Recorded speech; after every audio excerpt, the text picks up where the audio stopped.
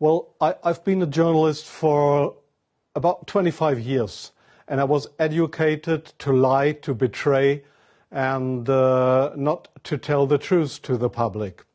But seeing right now, within the last months, how far how the German and American media tries to bring war to the people in Europe, to bring war to Russia.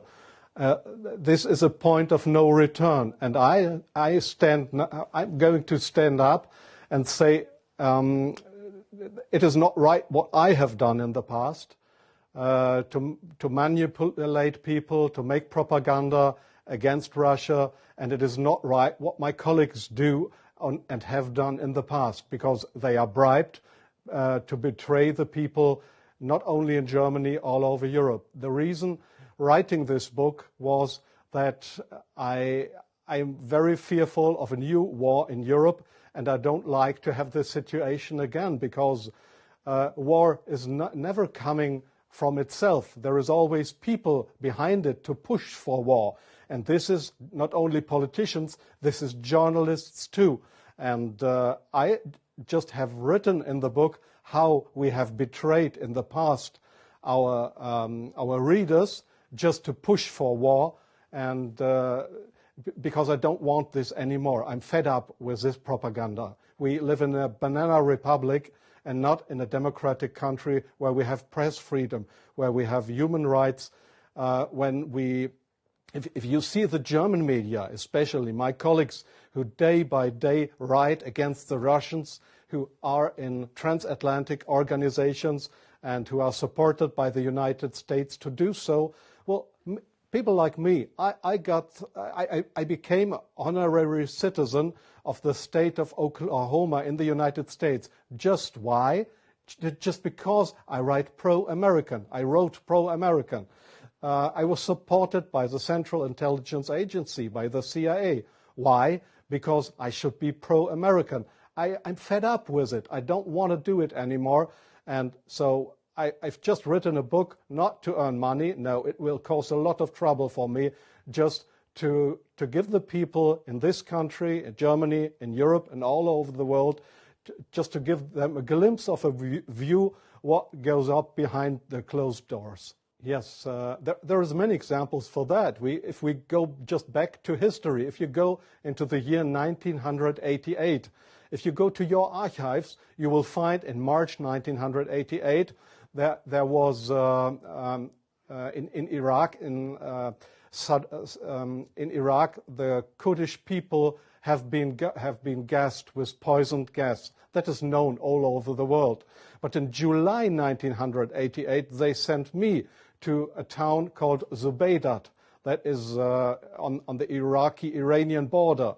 There was war. It was war between the Iranians and the Iraqis, and I was sent there to photograph how the Iranians have been gassed with poisoned gas, with German poisoned gas. You call it Lost and Zareen, mustard gas, made by Germany. They have been gassed, and I was there to make photographs how these people have been killed by poisoned gas from Germany. When I came back to Germany, there was just one small photo in a newspaper, in the Frankfurter Allgemeine, and there was one small article not writing how impressive, brutally, how unhuman, how terrible it was to kill decades after the end of the Second World War, people with German poisoned gas. So this was a situation I feel misused for having been there and just to give a documentary what has been done, but not being allowed to cry out to the world what we have done behind closed doors. Up to today, it's not well known in the public that with German public gas, there have been hundreds or thousands of people gassed in this city of Zubaydat. Now, you ask, what have I done for intelligence agencies? So, please see, most of the journalists you see in foreign countries, they claim to be journalists, and they might be journalists, European or American journalists, but many of them, like me in the past, are so-called non-official cover. That's what the Americans call that. I have been a non-official cover. Non-official cover means what? It means you too work for an intelligence agency. You help them if they want you to help them, but they will never, when you are locked, or when they find out that you are not only a journalist but a spy too, they will never say, "Oh, this was one of our guys." They will not know you. That means non-official cover. So I have helped them in several situations, and I feel ashamed for that too now. Like I feel ashamed that I have worked for a very recommended newspaper like the Frankfurter Allgemeine, because I was bribed by billionaires, I was bribed by the Americans not to report exactly the truth, but I just imagined in my car while I was driving to this interview, I just tried to work out in my brain what would have happened if I would have written a pro-Russian article in the Frankfurter Allgemeine. Well, I don't know what would have happened, but we were all educated to write pro-European, pro-American, but please, not pro-Russian. So I'm very sorry for that, but this is not what I understand for democracy and for press freedom. I'm very sorry for that. Well,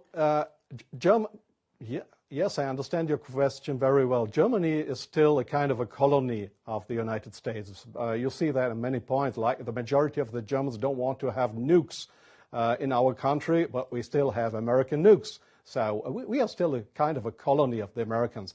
And being a colony, it is very easy to approach young journalists through what is very important here is transatlantic organizations.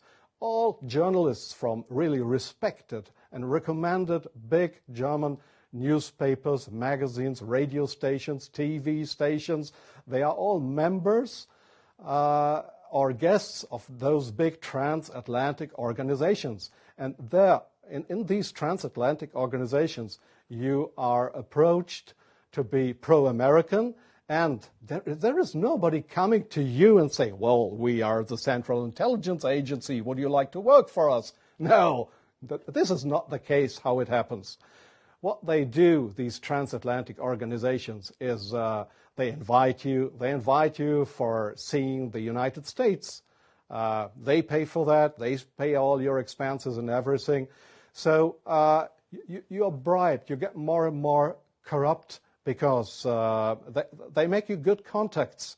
You won't know that those good contacts are, let's say, non-official covers, or officially people working for Central Intelligence Agency or other American agencies. So you make friends.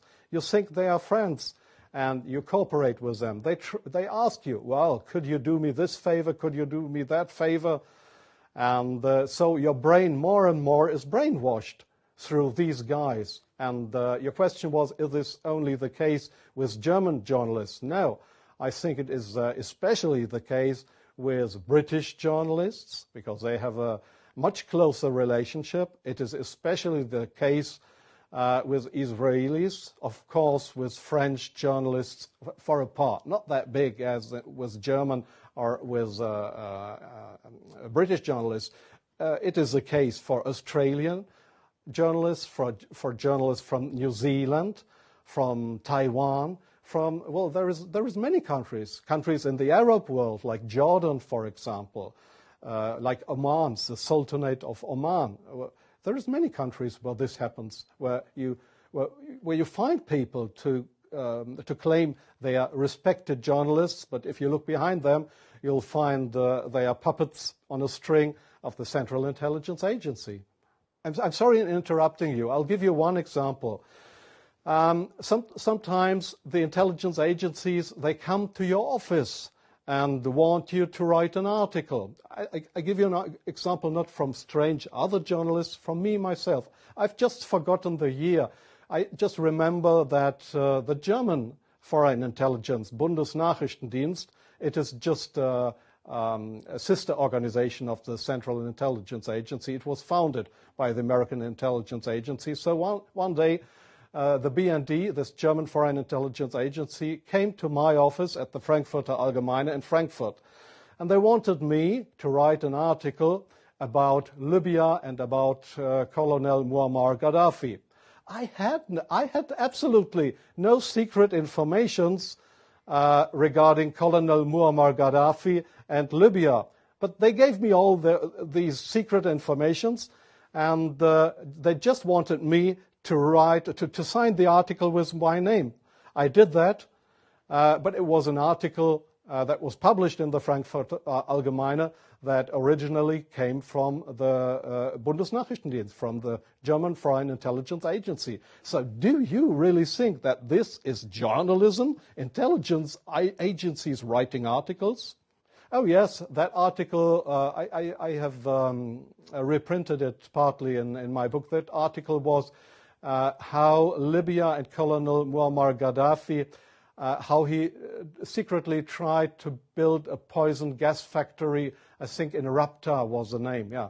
And I got all those informations. It was a story that was printed worldwide 2 days later. But I had no information on that. It was the intelligence agencies that wanted me to write this article.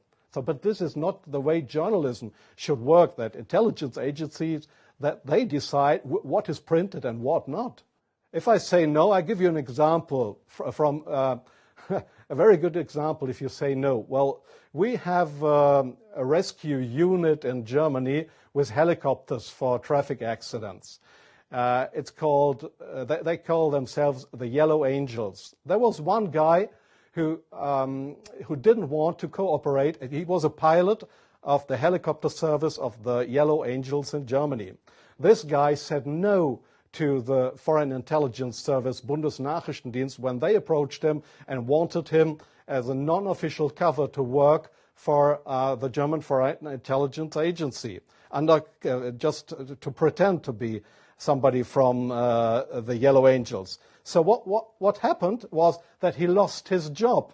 And the court in Germany, the judge decided that they were right, because such a guy could not be trusted. He was kicked off his job because he didn't cooperate with the Foreign Intelligence Service. So I knew what would happen if I would not cooperate with intelligence services. Well, I have had, let me say, 6 times my house was house searched because I was accused by the public prosecutor, the German public prosecutor. I was accused of leaking secrets of states. 6 times house searched.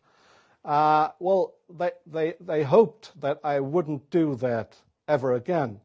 But I think it's worse that the truth will come out one day. The truth won't die. And I don't mind what will happen. I've had 3 heart attacks. I have no children. So if they want to bring me to court or to prison, so it's worse for the truth.